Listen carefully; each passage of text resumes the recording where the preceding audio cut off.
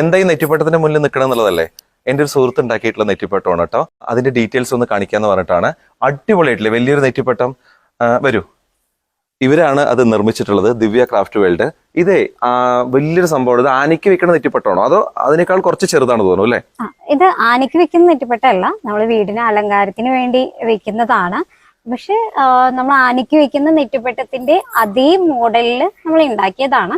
ഇത് golden area 4 അടി വലുപ്പം വരുന്നുള്ളൂ. ടോട്ടൽ ലെങ്ത് വരുമ്പോൾ 5.5 അടി വലുപ്പം വരുന്നുണ്ട്.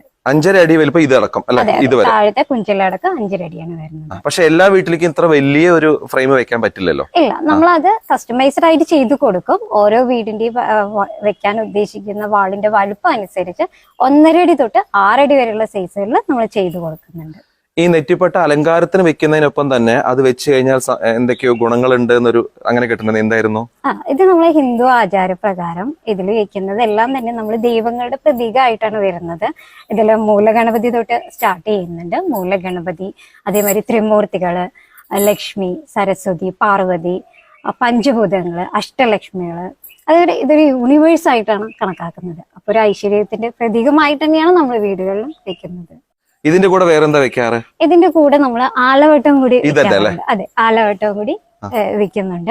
അത് നമ്മൾ നെറ്റിപ്പട്ടത്തിന്റെ വലിപ്പം അനുസരിച്ചിട്ടാണ് നമ്മൾ ആലവട്ടം ചെയ്യുന്നത്. നെറ്റിപ്പട്ടത്തിന്റെ ഏത് സൈസാണ് വരുന്നത് അതിന് ആനുപാതികമായിട്ടായിരിക്കും നമ്മൾ ആലവട്ടം ചെയ്തു കൊടുക്കുന്നത്. ഇതിൽ നമ്മൾ മയിൽപ്പീലി വെച്ചിട്ടുള്ള ആലവട്ടം നമ്മൾ ചെയ്തു കൊടുക്കുന്നുണ്ട്. അത് കസ്റ്റമൈസ്ഡ് ആണ്. അവരെങ്ങനെയാണോ ആവശ്യപ്പെടുന്നത് ആ രീതിയിൽ നമ്മൾ ചെയ്തു കൊടുക്കും.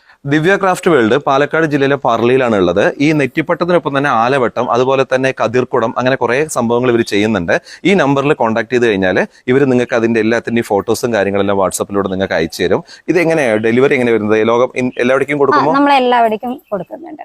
നിങ്ങൾ എവിടെ നിന്ന് ആവശ്യപ്പെടുകയാണെങ്കിലും ശരി, ഇവർ നിങ്ങൾക്ക് അയച്ചു തരും. അതിൽ ചില കാര്യങ്ങൾ, ഈ കതിർക്കുടം പോലെയുള്ള സംഭവങ്ങൾ സീഡൊക്കെ ഉള്ളത് കൊണ്ട് ചില കൺട്രിയിലേക്ക് അയക്കാൻ പറ്റില്ല. അതൊഴികെ ബാക്കി എല്ലാ കാര്യങ്ങളും ഇവർ അയച്ചു തരും. കൂടുതൽ ഡീറ്റെയിൽസിന് ഈ നമ്പറിൽ കോൺടാക്ട് ചെയ്താൽ മതി.